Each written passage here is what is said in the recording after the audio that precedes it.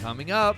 I want to be an example of trans excellence that doesn't have to look like a Barbie doll. You know what I mean? That. Yeah. I want to be an example to bigger trans women, to bigger trans boys, to bigger people, but also to little, skinny, tiny people. The trauma, the trials we go to, the struggles, the self-hatred, all that is all from literally not being yourself. And no matter if you're straight, bisexual, gay, trans, whatever, you know, when you're hiding and you're pretending, you hate yourself. That's just, it doesn't matter who you are. What drag name would you give me? I don't know. Maybe you can be Read a Room. Meet Harry Jowsey, reality TV heartthrob. He's been loved, ghosted, cancelled, and kissed. He spilled his guts. I did what? In a world of ghosting and dodging red flags, Harry's filling his boyfriend's toolbox one lesson at a time. It's Harry Jowsey, boyfriend material. What is going on, my loves? Welcome back to today's episode. If you are new here, please subscribe. This week, I'm joined by a drag race legend and co-host of We're Here, Emmy nominee, Peabody winner, recording artist, published author with more credits than I have Instagram followers. Welcome, Eureka. Wow. And the best accent ever. Oh my God, me, you have a great accent too. No, listen. Yeah. So good. See, I don't even notice it. I bet you don't notice your accent either. I don't have one. You do. No, yours You is sound so good. Australian. No, I feel like my Australian's like so boring. It's like so muffled out because I've been here for so long. Yeah, well, I thought my country was muffled out because I've been here for so long. And you're saying it's not. No, where is that accent from? I'm from Tennessee. Because you're the only 10 I see. There it is. Yeah, Waiting for you it. know. Wait, what? Is that Nashville or is that? No, Tennessee is not Texas. That's a different state. Okay, different Yeah, state. two different states that start with T. Okay. Both country. No, Tennessee is like below Virginia on the East Coast. Okay. Do you ever go back? No. Yeah, my family lives there. Okay. I love Tennessee. Yeah. Would you move Yeah. there? Or will you No, move back? No. Okay. no. I mean, Okay. as soon as I, love that made any money, I jumped in a U-Haul and drove across this country, honey, and came to LA as soon as possible. How long have you been in LA then? I've been here like 8 years. Wow. Yeah. Look at you. Would you live anywhere else or no? I would love to live in Germany or Hawaii. What? Not anywhere else in America, I don't think. Why Germany? Out of My mother's from Germany, Okay. so I just think it's a beautiful country. I also would live in London, probably. Okay. I think I would live in Canada as well. Yeah, and I So, love like, the whole Hawaii. world? Yeah, Antarctica would be great. Yeah.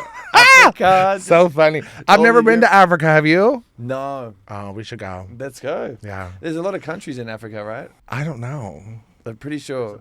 Like, because because Africa's a continent. I got it. Sorry. You didn't know Tennessee between Tennessee or Texas. Don't look at me like I that. got no idea. I'm over here I'm like, just okay, saying yes, shit. Africa's a continent, not a country. Got it. My favorite thing about all the drag queens that have come on is the names. Oh, yeah, and okay. their branding. Like how good. Oh, cool. Like everyone's just so good at it. How did you come up with your name? Oh, Eureka? Yeah. I had a Eureka vacuum cleaner growing up. I'm not even kidding. No, my mom's name is Eureka from Germany. So it's Ulrike, known to the bill collectors on the phone as Ulrike, but it's actually pronounced Ulrika. Wow. But I used to always make fun of her when I was growing up and be like, Mom, the vacuum cleaner's named after you. What does that mean? Ha ha ha, you know, because I was a little shit. Yeah, And so whenever I became a drag queen, it just seemed fitting to name myself after her. I'm also biologically, whenever I was born, named after my father. So I'm a junior. So whenever I was like, well, if I'm going to have a female persona, I might as well name myself after my mom. Look at you go. But who's going to name themselves and be called Ulrike? No one. So, Eureka Vacuum Cleaner. It's easier too, because I'm like, Eureka like the vacuum cleaner, O'Hara like Scarlet. And people get it every time. Yeah. Well, how did your drag journey start? Oh my God. I was like 16 with a fake ID at the gay bar, and I saw this Really? drag queen. I'll never forget Felicity Ferraro. Shout out to you. Best names ever. Oh my God. She was doing Britney Spears. She was a Britney Spears impersonator. I thought she was the fiercest thing I ever saw. Later, did I know she was a booger? I didn't realize. Like booger? all the girls, like, she wasn't known to be really fabulous. Apparently later, once I learned what drag was, like the, what the good drag was. Everyone was like, "Oh no, she's not." But I thought she was the fiercest thing since sliced bread, honey. I did. So I lived, and my drag mother walked out on stage. I'll never forget. Her name's Jacqueline St. James, the amazing Amazon. Name. I know. So good. She had a high ponytail, a lot of makeup on, big titties. Yeah. And when she came out to "Boom, I fucked your boyfriend," excuse me if I can't cuss. You can say whatever you want. The entire room filled with the smell of Bob Mackie perfume, honey, and she whipped her ponytail and threw those titties all over the stage, and I just knew I was destined for greatness. I think drag was exciting to me because growing up I was an only boy in the family, and I always felt weird and different as like a trans person, not knowing that I was trans yet. I would always like pray and wish I could wake up a girl. Like I wanted to be like my sisters and my mom. So when I found drag, it was like, ooh, I won't get in trouble for playing in my mom's clothes. I can have my own ladies' clothes and be theatrical because I loved performing. And, drag made me feel sexy, too. I never had felt that way before. Oh, really? Yeah. Was it like right away as soon as you put the clothes on, you're like, this is honey. This is me? As soon as you listen, I don't care who you are. Okay. We could put you in a pair of heels, a stocking, and a wig, and you would feel like Beyonce, too. Really? Okay. Yes, there is something about it. Am I wrong? Have you had heels on? Once. Yeah, and you felt like a woman, a diva, okay? A diva. I'm telling you, as soon as you get some heels on, honey, and some hair longer than your shoulders, you can't tell yourself nothing. Damn, I need to try it. Oh my God, I would love to see you I in might drag. be too big though. I might be too tall. No, you're not. Oh. You'd be a fierce drag queen. A glamazon, honey. I'm 6'3" out of drag. In drag, I'm like 7 foot tall. And I wear huge hair and everything. The bigger, the better. Do you really? Oh, drag queens, we want them to be the size of a billboard, honey. We're like, the bigger the drag queen, the fiercer, I think. What's the hardest thing about being a drag queen? Like, is it the hair? Getting that perfect? God. No. Most of the time, hair's like, I wear hair helmets is what I call them. Helmets? They're like coiffed already and like sprayed to Jesus. So usually they're like, get them on, glue them down, you're good to go. Yeah. I think the hardest part about drag, I mean, I'm just going to have to be real. It's the tuck. It's the only part that really hurts. Tucking and corsets are the two hardest parts. Really? Over time, throughout the night, you have to realize like your scrotum is inside your body and your PP is pulled back in your butt crack. I had no idea until I saw one. Wait, you saw one? What do you mean? I'm sorry, explain. You saw one? Sorry, Willem. But I was filming a show. Willem bent over and I was like, oh, I've never seen that before. My God, you poor thing. No, it was beautiful. You saw a flat platypus. That is so crazy. Yeah, and I was like, wow. And then, Willem explained. And I hope I don't get in trouble for that. But I was like, oh, wow. No, you won't get in trouble. And Willem's very open. Willem's amazing. Yeah. Yeah, we had such a good I time. mean, don't get crazy. But yeah. she's fabulous. No. Amazing is a big word. No, I'm kidding. I love Willem, yeah. No, yeah. So that was the first time she was explaining. You like, push the nuts in and then tape everything back. And I was like, that sounds painful. It just makes it hard to pee. Yeah, so after a while, like, you can't pee on yourself. That'd be crazy. Yeah. Honestly, I don't even know if the pee could come out if you did pee on yourself. It's so tight, Oh. And then the corset is really tight, and it like kind of. I'm also a bigger girl, so it kind of pokes me in my underboob, and I wear like 3 bras. So I think the undergarments are probably the hardest part about drag. Okay. Yeah, the accumulation of them all. Yeah, pads, tights, corsets, panties, bras. Yeah, wait till you do it. How long does it take you to get ready? Does it take hours? It feels like that's a long process. It depends. My makeup, I love to do makeup. So for me, it can take me 30 minutes to do my makeup or 3 hours. It just depends on what I'm feeling and if I'm running my mouth on TikTok while I do it. Oh, yeah. Okay. I love to do my makeup on TikTok and I have fun with it. Yeah, what are we doing on TikTok Live? Are we yelling at everyone? No, I like to create family. I call my team Jellyfish, because, they use the term fish to say girls look fish. Yeah. Well, I feel like I'm fat, so I'm obviously jellyfish. You know what I mean? Must be jelly because jam don't shake. So I love doing a play on things. Like I'm known as the elephant queen on Drag Race because I'm so big and self-proclaimed. And then we're Team Jellyfish. Okay. I just like to celebrate that I'm a Cabbage Patch doll. They call like trans girls the dolls, honey, and the Bratz dolls. I'm like, well, bitch, I'm a Cabbage Patch doll. Okay. Call me Strawberry Shortcake, mama. Okay. I'm not trying to be a Bratz doll, girl. I'm trying to be an old pudgy little Cabbage Patch doll. But yeah, I mean, I don't know, just celebrating each other, and I let them watch me perform, and the shows that I go to, we also battle a bit. We talk a lot of stuff about like current shows happening. You know, it's just a nice little social platform. Yeah. Yeah. How did RuPaul come about for you? You know, honestly, I auditioned for RuPaul's Drag Race for attention originally. Like, Yeah, I did it, just for local attention. So, like, everyone, of course, like, when Drag Race started becoming popular, like, no matter who you are as a drag queen, oh my God, you should try out for Drag Race. So I did, but I wanted to be on RuPaul's Drag Race, but I didn't expect to get on. But my fourth time auditioning, my co-students, my peers at school, I got my teacher to give us lab hours to film my video. Wow. So we like submitted my video as like our end of the year project, and we did it all at school at ETSU. Wow. And I got on, and when I got to call, I was just gagged. I didn't really expect it because I just liked, literally, like I said, the attention of the audience, like when we had cameras at the club and we're doing the interviews. And it was such a fun process for me because I studied radio, TV, and film in school. So, of course, all my classmates and stuff, we had a blast with it. Oh, that's so special. You know? Yeah, it was really special, actually. I appreciate that. Shout out to Katie, my homegirl from college, the edited. Love you, sister. It was so, it's just, and that's my story. I didn't expect to get on. Next thing I know, a beautiful woman named Mandy Salang sang, honey, one of my favorite producers of Drag Race ever, called me and was like, you have been considered for season 9 of RuPaul's Drag Race. And I dropped my phone in the toilet. Did you? It was such a dramatic moment. Yes, of course I did. Oh my God. So I grabbed my phone out of the toilet, drive to my mom's house. I was too afraid to tell anyone because they pretty much threaten you with your life NDA wise. Yeah. And I was so young and just excited to be on something. I literally told my drag daughter the day before I left for filming. She didn't believe me. You were that worried about it? Yeah. I didn't tell anyone but my drag mother and my mom. And my drag daughter, I would try to tell her, and she was like, you're lying. I was like, why would I lie? She was like, whatever, girl. Wow. And it turned out probably is so scary, right? Like, the NDAs are... It was scary. Yeah. Yeah. How did your mom react? My mom was excited for me, but, my mom didn't really like that I did drag at first because it took so much of my time and so much of my money, and she felt like it took a lot away from like my school and to her it was like a non-beneficial thing in my life. Like, she understood the performance element. She came and supported me my first drag show and stuff like that, like my first Saturday night gig, but like it kind of becomes an obsession. Once you become a drag queen, baby, you're a drag queen. You know what I mean? Really? Yeah, I mean, like, all your money goes into costumes, all your time goes into preparing for the pageants and this and that.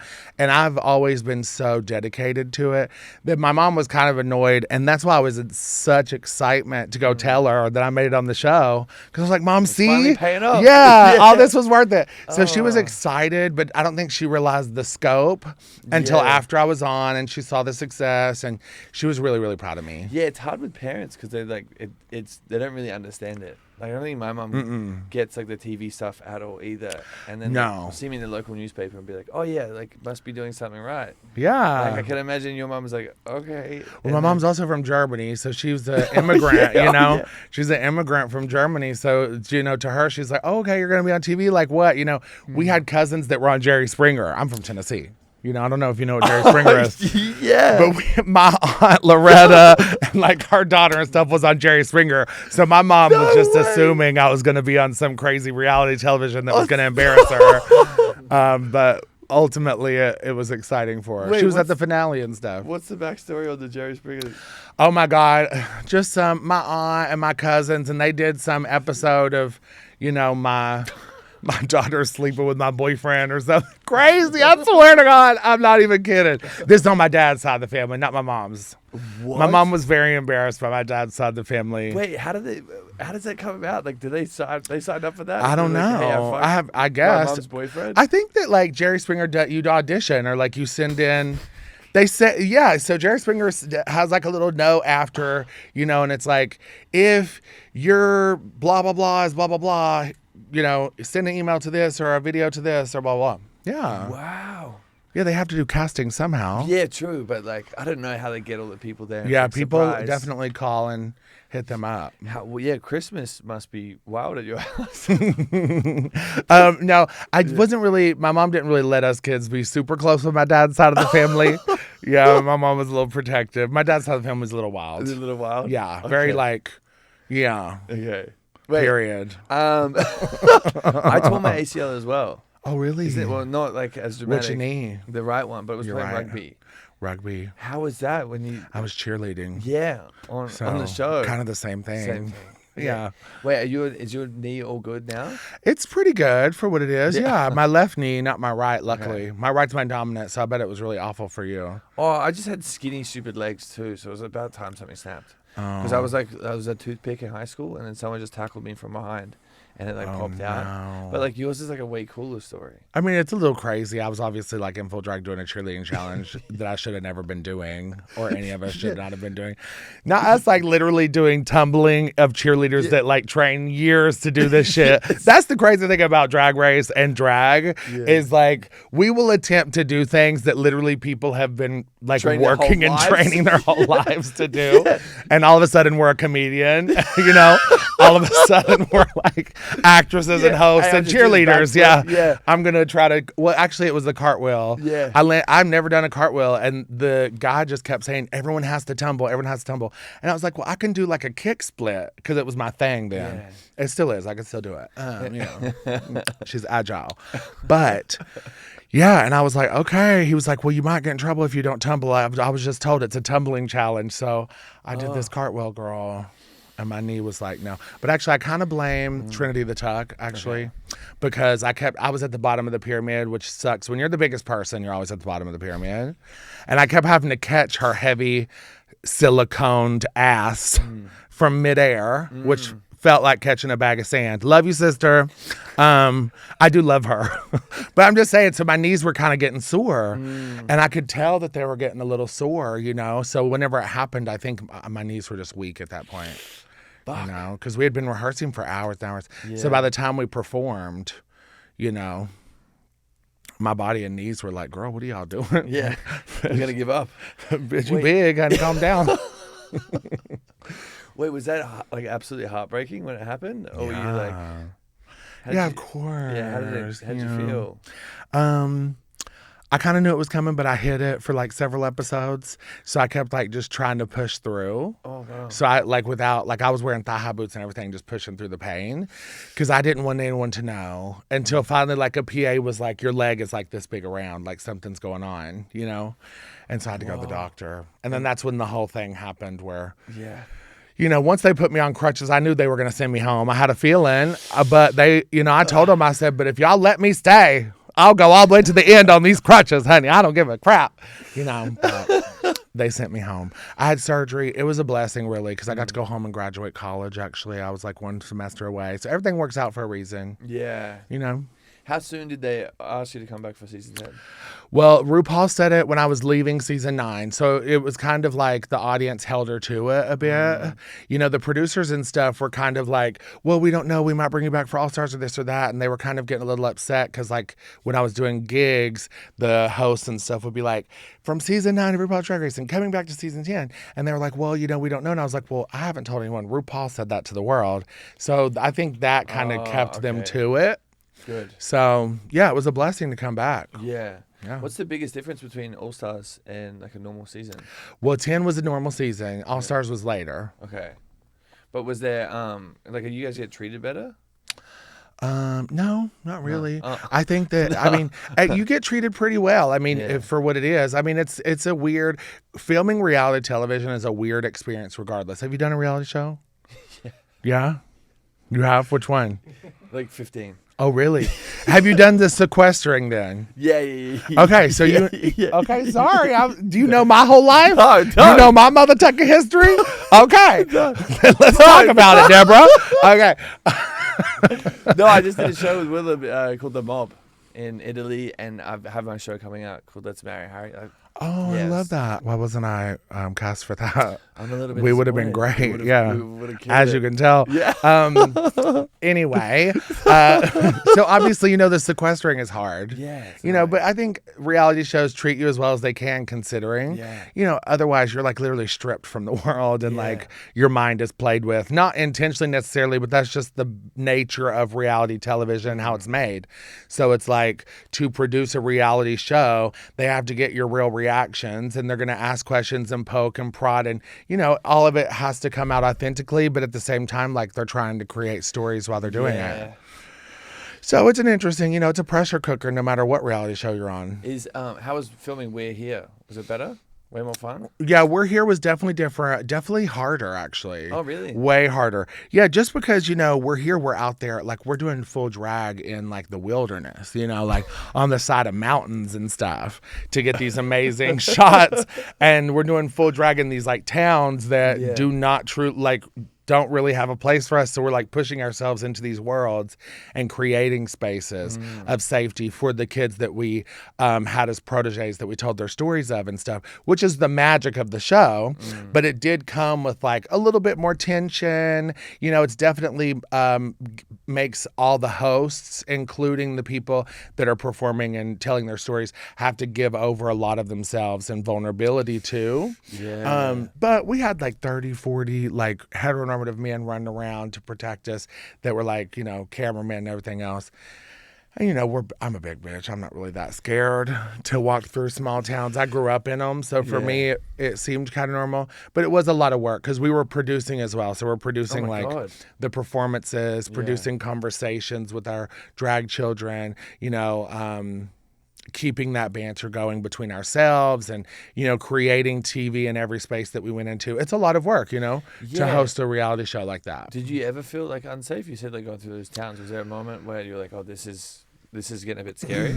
Yeah, there was a lot of moments when we were filming where we were threatened, where, where the production was threatened, where like the city council was having meetings trying to cancel the event because of backlash. And so there was a lot of turmoil that would come up.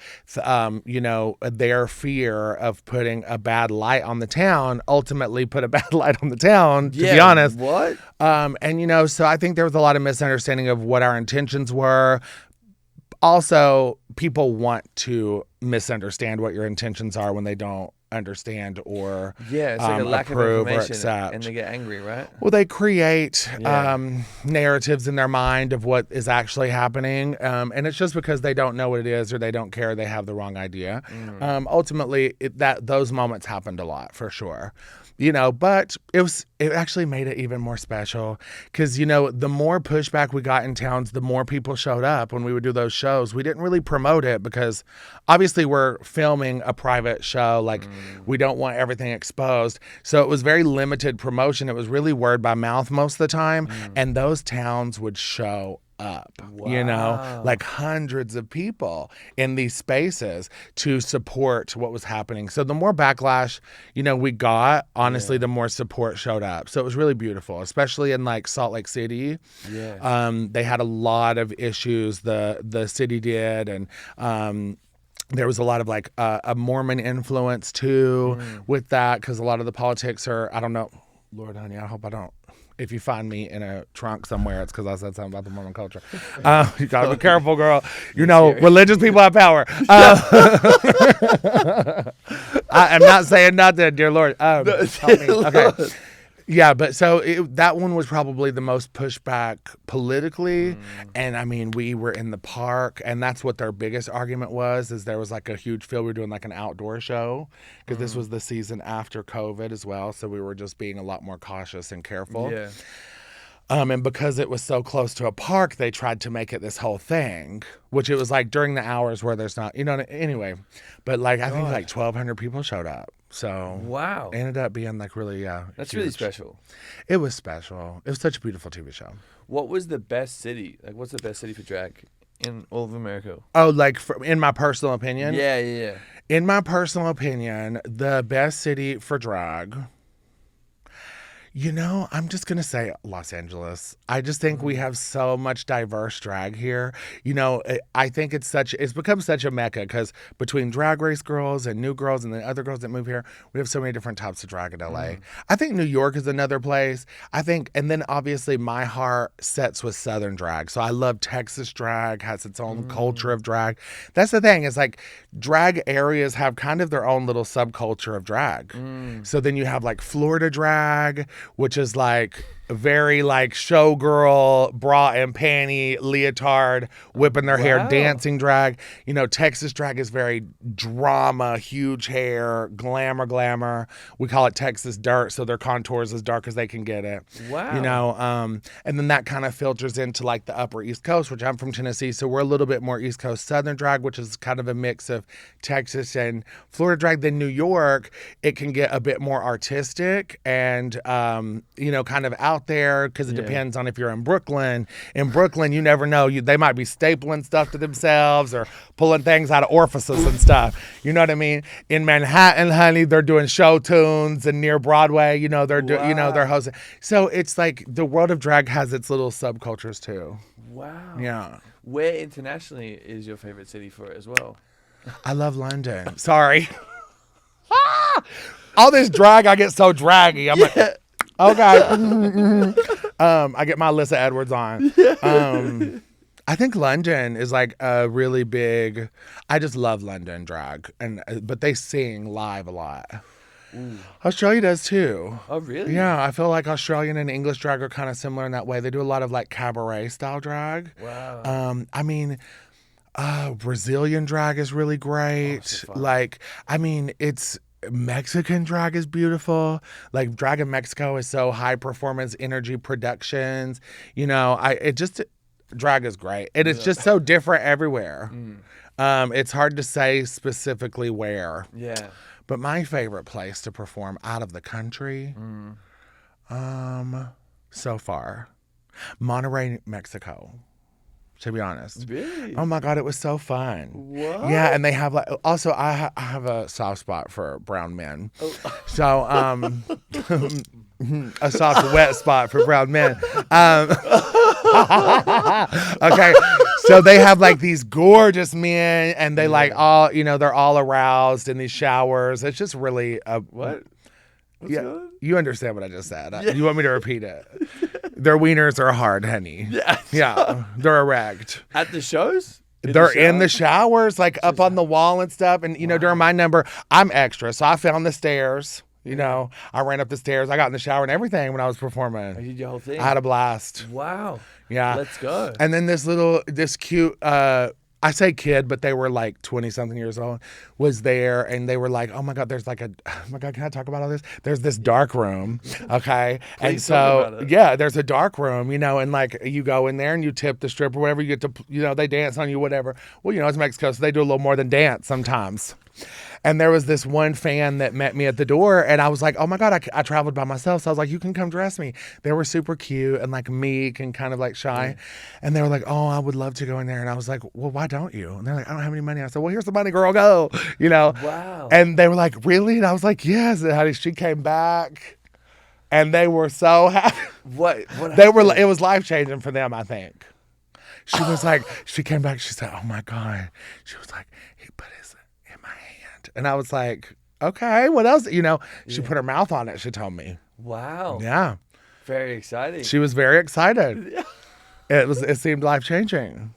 I just thought it was, That's sometimes. cute. It's nice. Yeah, it's like, It's wholesome. That's what a mother does. She gives her child some money and shoves her off into a dark room. Yeah. That's the difference between drag families and your heteronormative families at home. Yeah. We're teaching your children how to be adults in the gay community. Yeah.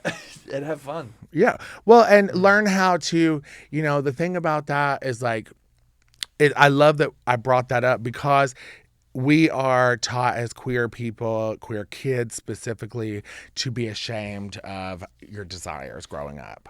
Whether it's religious trauma, whether it's social trauma, whether it's, self-inflicted on your own internalized homophobia because of the world that you grow up in, and even hearing that it's not accepted in another place can make you think a different way, even if your family's accepting. You know what I mean? Right. So when we become adults, you know, I think queer people are susceptible to a lot of addiction or, you know, sexual, not safe situations because they don't know how to be open about it and express themselves, and they have to live in that shamed world and all that. So, you know, we have our chosen families where the elders in the queer community, and a lot of times the drag queens become like drag mothers for certain groups of people and at certain bars and things.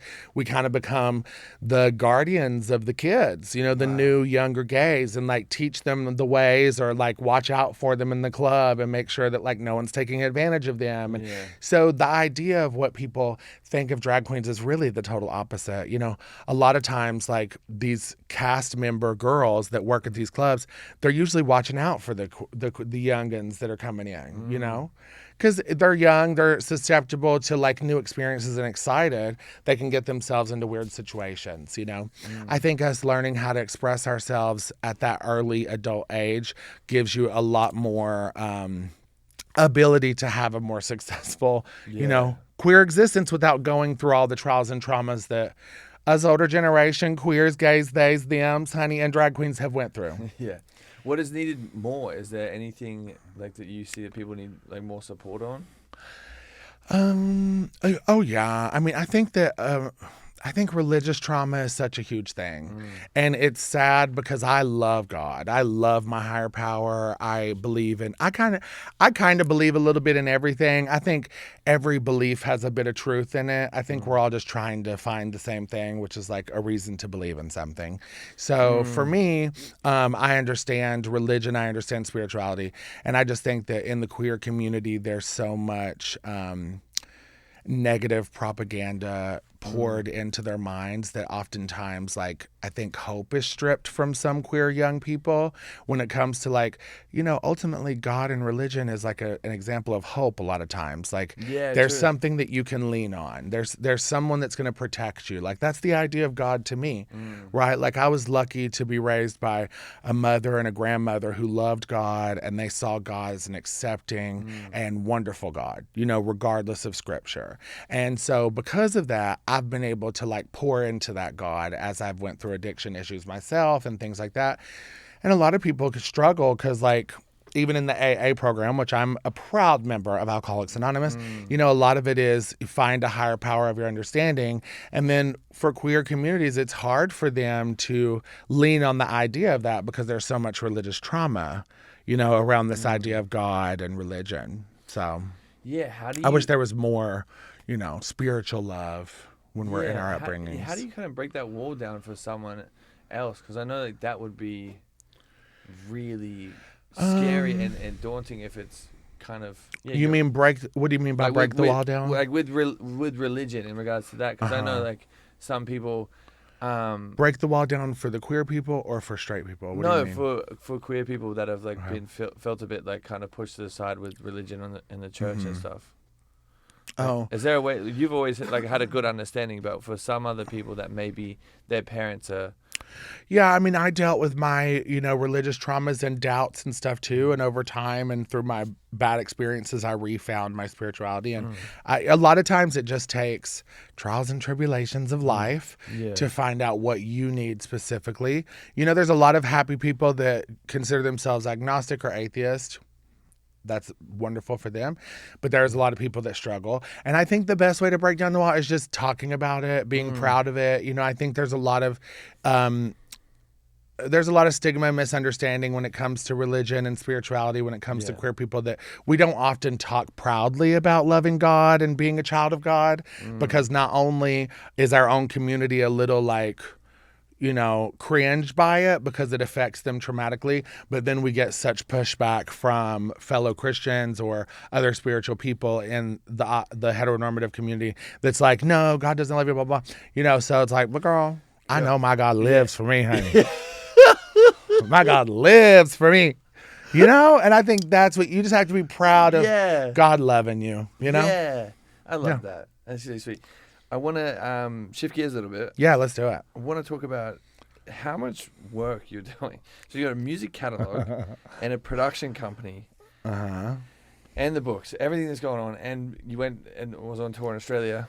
What's going on? How do you have so much time? Are you just always doing shit? Yeah, aren't you? No. Yeah, you are. No, I'm just taking selfies and hanging out. You've been on 15 reality Yeah, but shows. they're and just like stupid.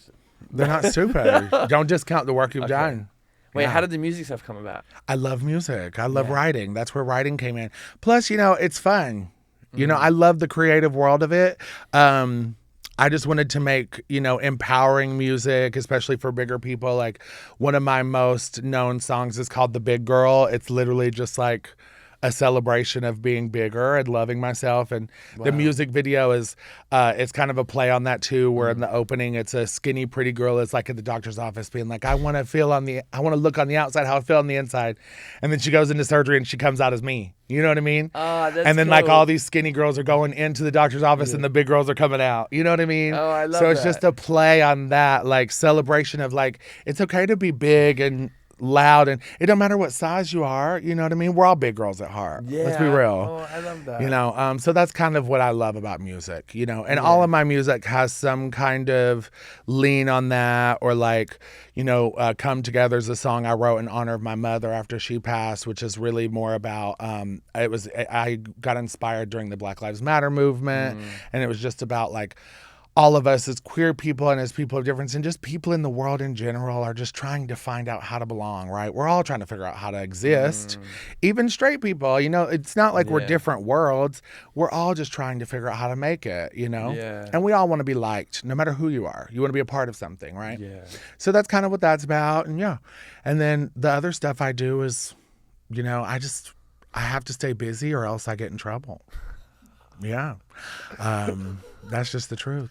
And creativity is where I thrive. Yeah. I think it also comes from like, I was really afraid to be trans for a long time because I was afraid of not having success. And I think even more now as a trans woman, as a drag queen, I want to prove that wrong. Wait, in what way in being trans, not getting success? What does that mean? Well, I was trans when I was really young, like at 19 to 23, and then I detransitioned because I just was so afraid of not finding success. And there was just a lot of bad things happening around me to trans women and to myself. And, I just didn't have the strength to be that authentic yet. So I had to find my place in the world. Wow. And so, and I did. And I found success with Drag Race and with HBO and all these other things. And, finally I came to a point where like I got really self-destructive not being my authentic self. So now I'm just trying to live authentically and like keep that same work ethic that I had before, but doing it authentically and as my authentic self. So the reason I want to do all these things is because before, I had a lot of success, but I would have these ideas, but fear would hold me back from doing them. Just like fear held me back from being myself. So now it's just like, if I want to do it, I just do it. Oh, I love that. If you want to do it, just get up and do it. Too many people sit and want to do something and don't do anything, Girl, I wanted to start a production company. We now just got our EIN number for Elevated Talent, so we're working on that. Me and two of my drag children are purchasing a gay bar in Palm Springs. What? It's going to be called Eureka, You Found It. It's going to be a destination bar. Yes, that's happening. I decided I wanted to compete in USA at Large this year. I'm doing a prelim in 2 weeks Whoa. to Miss Gay USA at Large. I'm doing this show in New York at the end of the year, the Divine Show. I've got my books coming out. I want to be an example of trans excellence that doesn't have to look like a Barbie doll. You know what I mean? That. I want to be an example to bigger trans women, to bigger trans boys, to bigger people, but also to little skinny, tiny people. Like everyone can it's just about the trauma, the trials we go to, the struggles, that self-hatred, all that is all from literally not being yourself. And no matter if you're straight, bisexual, gay, trans, whatever, when you're hiding and you're pretending, you hate yourself. That's just, it doesn't matter who you are. How do you pour into your own cup? Because it sounds like you've had quite a roller coaster of a life. I don't. You I don't? don't pour into my own cup. I've learned over time that I need real support in my life, and I allow friends and people to be my friends in my life, Wow. and they pour into my cup, That's how I pour into my own cup, is by, showing up for those people that show up for me, but also allowing people to be my friend. You know, I think a lot of times, like, we're so afraid as people that someone's going to get one over on us, or we don't want to understand that all relationships are transactional, whether it's emotional, financial, something. You know what I mean? Yeah. It is a trade-off to a point, but we don't have to keep tabs, you know? And if someone wants to show up for you, just let them. Wow, it's a really special way to Yeah. kind of go about it. I thought I had to do it myself for a long time, and it didn't get me anywhere. You know? So... And I think recovery taught me that a lot too. Yeah. You know, I'm like 14 months sober. Are you? Congratulations. Thanks. Gosh, that must be hard.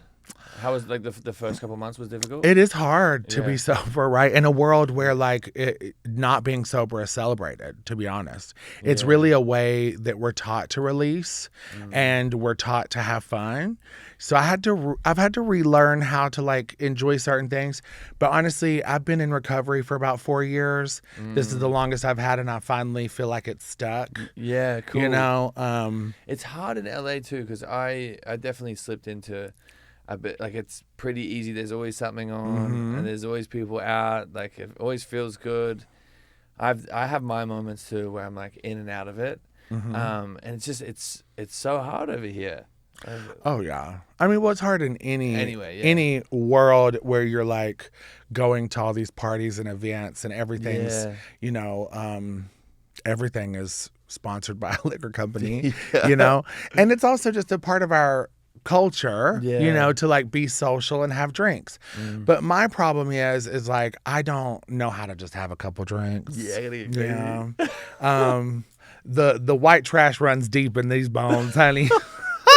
You know, somewhere in my something happened. I don't know what it was, but I have the true disease of alcoholism. Yeah. You know, I don't know how to stop when I start, and I can't say exactly where that comes from, but it's an allergic reaction I have, honey. You know, I have one cocktail, I break out in a sex dungeon. You know. I break out, and I don't break out in handcuffs, but I usually break out upside down in a baggie and in a sex dungeon, girl. And it's just not healthy for what I want for myself. Yeah. You know? No, I think I have the same thing because my family, like... Oh, you break out in a sex dungeon too? Well, yeah, of course. I'll see you there. Yeah. Oh, I would live for that party, honey. Yes. No, go ahead. Your family? No, my family. Everyone just... They overindulged. I essentially got my old man. Like, that's what made him kind of get over on that, like, tip over the other side, because he had got cirrhosis of the liver, and that's from drinking. You think? Yeah, it's not. Yeah, it's not. Did he pass away? He did. Yeah. Oh, I'm sorry. He kicked the bucket, but yeah, it's kind of wild too. But I have the same thing where like I'll have one and I'm like, yeah, oh, let's just see what happens. Yeah, I don't know. Don't stop. Yeah, me neither. How did you like, what was it? Was there a distinct moment, or you were like, "Oh, this is just getting too much. Like, I'm going out every weekend." I think it got to a point for me where I was just ruining relationships, opportunities. You know, I just wasn't taking care of the real problems. You know, I was just numbing them and hiding from it. You know, and the truth is I had a lot to face, and I had a lot to like let go of. Yeah, and I've been lucky to go through this process. I've been blessed that it took me 4 years to get 14 months, because it took every moment of that 4 years to be where I am today with not just my sobriety, but like my mental health, my ability to discuss how I feel and what I think about the world, honestly, openly, authentically. You know, my sobriety and what I've been through to get here is credit to everything that I'm going to be able to accomplish. And that's including the really messy, sketchy, shady stuff I did too. Because I had to learn from it all. And I learned a lot. You know, you get to a point where you're sitting there and I think for me, it was like I had to decide between, am I going to just go ahead and end it all, figure out how, or am I going to fix this? Like, that's the point I came to. It was literally, I was sitting in my Vegas apartment, and I was like crying in a way I'd never cried before. Like, just, I mean, I don't know. And it just felt different. Like I was finally letting go of something, and a thought came across my mind and was like, you can continue to lose it and lose every bit of it. And if you are, you might as well end it right now. Like, this is your decision. Or, you know, are you going to fix it? And in that moment, the next day, I like called a friend, and I didn't let him know what was really going on. But I was like, hey, I really want to move back to LA. I'm going to pack up my apartment. Can I stay with y'all for a little while? I kept it kind of DL.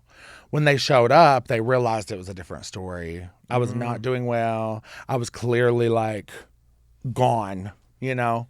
Whoa. I had been doing a lot of drugs and a lot of drinking, and you could tell, you know? Yeah. And I didn't want, and I didn't tell them fully, so they were really shocked, and you know, almost didn't want to take me, but ultimately, like, they saw the state of me, and they were good enough to be like, well, we'll take you back to LA, but you have to go straight to rehab. Whoa. You know, it's a good friend though. No, it was, and you know, the recovery program I ended up in was called No Matter What Recovery here in LA. I love the owners of it because one of them talked to me on the phone. He was a fan of me on the show. You know, he understood addiction and all that. And he gave me the opportunity. He was like, we're not, because, you know, I didn't know what I was going to do, how I was going to cover it financially. You know, if I wanted to, I didn't want to go somewhere that was like free or covered by insurance because of who I was. So I would just rather not do it. You know, the first, I went to rehab a couple times. Okay. The first rehab. The first rehab was bougie and expensive and, you know, gorgeous and glamorous. And this one was nice enough, but it was also a nice, humble way to teach me, you know, what I deserve is more, you know, but it was also a queer rehab, which was really nice. The first one I went to was like heteronormative in the mountains of Salt Lake City. Sounds bougie. It was bougie, mama. It was bougie. But it was just a different world where I couldn't really heal as a trans person, I don't think.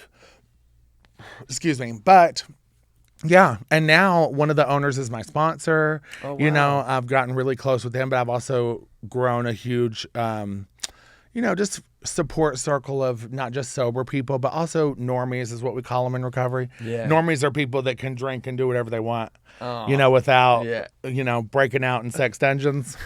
So what, if you look back, or if there's someone that's in maybe a similar position, what advice would you give to that person? Yeah, just ask for help. Yeah. It's the easiest answer to everything. You know, it's just ask for help. It's something you never want to hear when you're younger. Like, that's the or when you're high or when you're drunk or when you're anything. Like, you don't want to be told to reach out to someone else. You want to take care of it yourself, or else you want to hide, right? Yeah. Well, that's what got you where you're at, honey, is isolating and hiding and not allowing anyone in. And ultimately, what we find in the experiment of recovery, I like to call it, is that it's all about connection. Ultimately, it's people lacking connection. Ultimately, it's people desiring connection, wanting to belong, you know, needing support and love and acceptance, you know, regardless of what they've been through, what they've done, who they are, you know? And that's what it really comes down to in recovery is like you find this little tribe of people that have been through the same things or worse. So all of a sudden you don't feel like the sketchiest person in the room. You know, someone's been at the bathhouse a little longer than you know, or done worse things than you. Someone else has been a liar and a manipulator and a conniving person to get what they wanted and needed when they were using. You know what I mean? There's all that shame that comes with it. And then you get to be around people, and that's the world, right? We all feel with shame. That's the problem. But, you know, if you step off the beaten path just a little bit, you have to be ashamed of it. But anyway, yeah.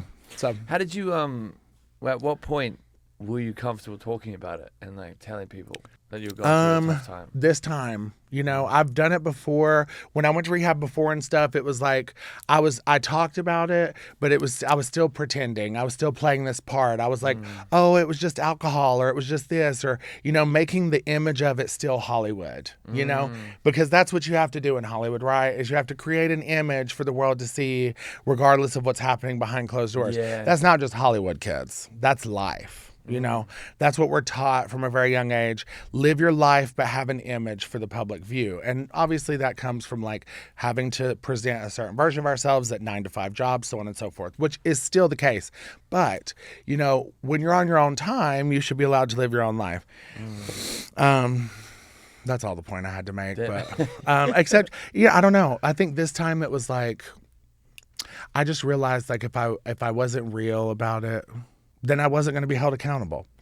Yeah, true. Yeah. Before I put people around me that would only hold me so accountable. I told only so much that would, get me where I was still a master manipulator within my addiction ultimately. And I was surrounding myself with people that would cater to what I needed to be able to hide the truth of what I was going through, to be able to mask what was happening. And it got to a point where it was like, you know what? I'm never going to accept it if the rest of the world don't accept it too. And if they don't, fuck them. If people are going to talk and feel and say how they want to feel about you regardless, and I'd rather them talk about the truth than make stuff up. Yeah. Because they get creative. They do. Yeah. I've got better stories. Honestly, they're not that creative, actually. Yeah. Let me tell you the real stories, mama, because this shit y'all are making up is boring, honey. Come on. Yeah, come on. That's nothing. Yeah. Do you think you're the happiest version of yourself right now? I think to date, yes. Yeah. In life, no. I think I'm still working on it. Yeah. Yeah, I think that's life, right? I'll eventually have a partner that I want to create a life with and a family, whatever world that is, But yes, today, as far as what I've lived so far, yeah. Cool. And I don't have as much money as I've had in the past, and I don't have as little money as I've had in the past, Yeah. And I'm okay. That's good. Yeah. Do I want a lot more? Yes. Who doesn't? Let's make on. money. Let's survive. Let's thrive. I like to live comfortably, but it's not the answer. Yeah. It really ain't, which is so annoying. It's annoying. It's annoying when people are right. When you're younger and they say shit, and then you have Yeah. to learn later. Oh my God. So stupid. Now I sound like one of those old hokey pokies. Yeah. Yeah. I sound like one of those girl. Anyway, it's so annoying. I want to do Yeah. a rapid fire segment. Okay. Okay. So I'm going to just say random I'll keep shit. it short. No, you do whatever Rapid you fire. want. You can do whatever you need. Don't say that, honey. I'll be upside down twerking on this shelf back here. Go-to karaoke song. Usher Raymond's Nice and Slow. I swear. Yeah? Okay. Yeah. The next queen you'd cast in your music video. Dina Cass. Yeah. Yeah. What drag name would you give me? Christina Farley. That's all I got. It came to my head first. I don't know. Chris Farley's my favorite actor. And so I just thought Christina Farley. I don't know. Someone should be Christina Farley. Yeah. I don't know. Maybe you can be Rita Room. Come on, Rita. That's good. Oh, Rita Room. That was just off the top of the dome? I mean, yeah. Wow. It's all about play on words, right? That's so good. Yeah, Sharon Needles or I don't know. These are like... They're good. Yeah, I like it. Best piece of music advice you've ever received? Oh, my God. Best piece of music advice? Stop. Be an actor. No, just kidding. Keep acting, girl. Yeah. Yeah. Song that plays when you walk into a room if you could choose. Move, bitch. Get out the way. Get out the way. Get out the way. Move, bitch. Get out the way. Yeah. Well, that'd be fun. Just walking through a crowd. Yeah. Yeah. I like that one. Is there a drag or fashion trend you hope never comes back? Yeah. The little lines in the eyebrows. Oh, you don't like that one? I hate it. I hate it. I also hate the little white drawing on the tip of the nose. yeah, Hate that. Yeah. I also hate it when girls don't wear tits.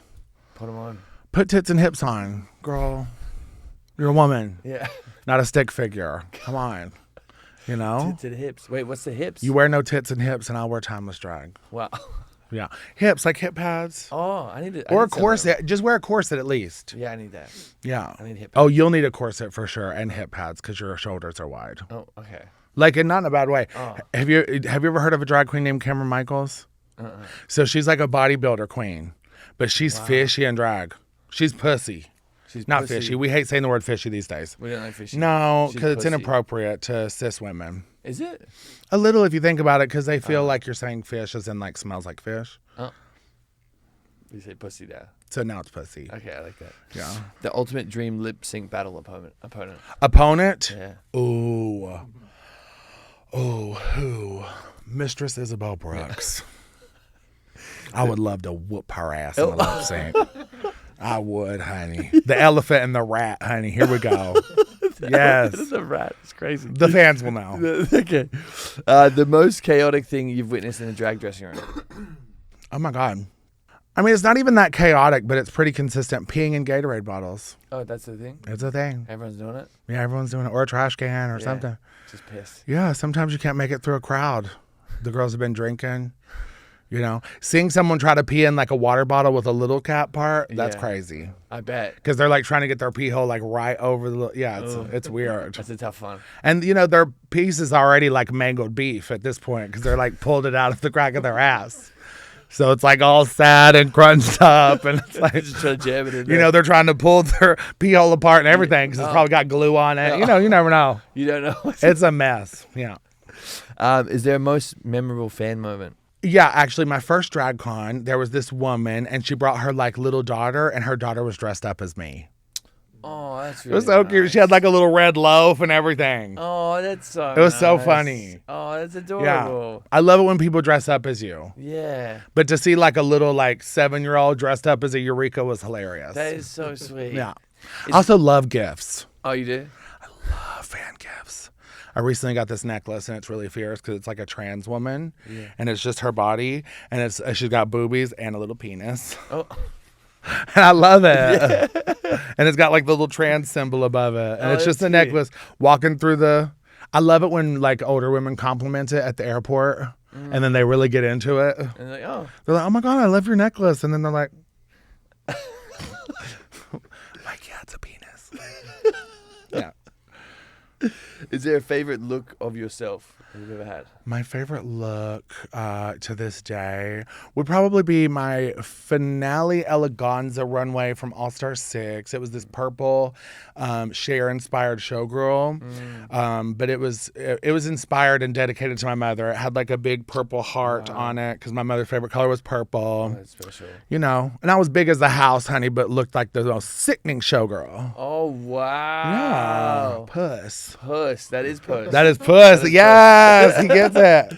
Wow. Yeah, what would your big- mom think of that if she was there? Oh, she was there. She was just up there. there somewhere. Yeah. She'd probably say that's a lot. Oh, really? She'd probably say, Yeah. how'd you wear that headpiece? I don't Oh, know. I love her. She'd tell me I look beautiful. Yeah. She'd lie to me. Like, Even I love my mom, but even when I looked questionable, really? I would ask her how I look, and she'd say, "You look good." Oh, bless her. I'm sorry about Yeah. that. Yeah. She was wonderful. Yeah. Yeah, I love talking about my dad. Is there a favorite thing that about your mom that What about your dad? Tell me. Oh, I just you hate- answer first. my dad was just a big flirt. Oh, really? He's the funniest guy ever. Yeah. Like, Oh. so he went through with his sister dying because he had terminal illness, and it was just a bunch of complications going on. So in New Zealand, you could just have a drink and go to sleep. Yeah. And my favorite thing was like one of the last things he said to the nurse, and it was, "I'm gonna tell everyone you're my last love affair."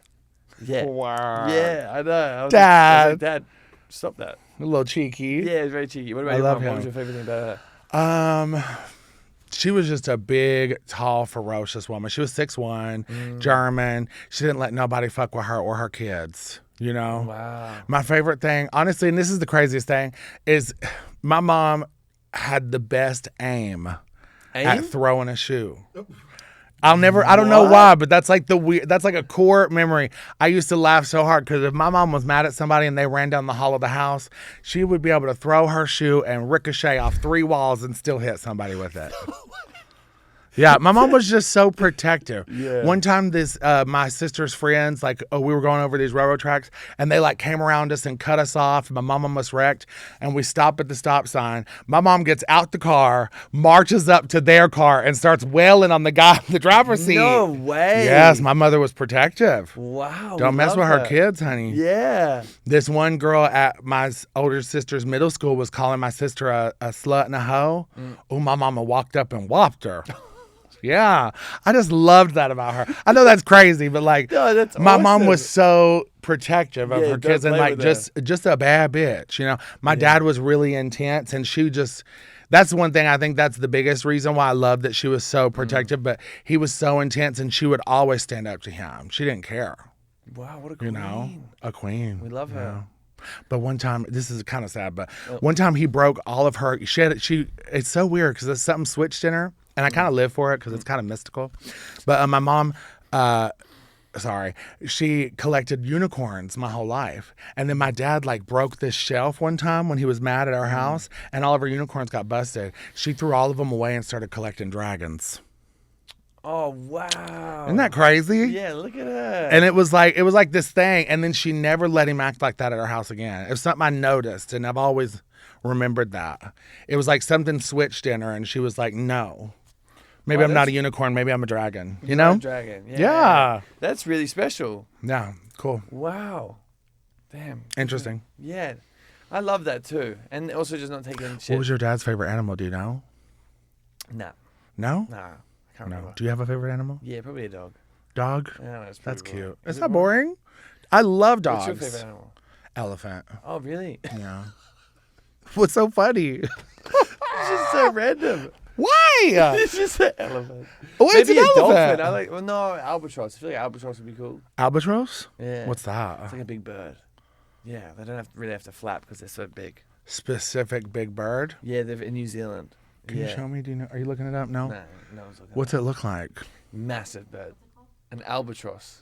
Albatross? You've never heard of this? No. They're so high up. They're huge birds. Probably bigger than the room. What? It's hard to see the scale. They're fucking huge. Oh, they got the big beaks, and Everything. are they mimicked of like carrying water or Look whatever? how big they are. Okay, not as big as the room, but they're pretty wide. Oh my god. Yeah, they don't need to do anything. That's huge. Yeah, look, yeah. They're big in New Zealand, taller than that wow. human. So where are they popular at? New Zealand. Oh, okay. Yeah, maybe I think That's why I something wouldn't that know. Yeah. Like, is this another Harriet Tubman moment? I don't know what an albatross is. Okay.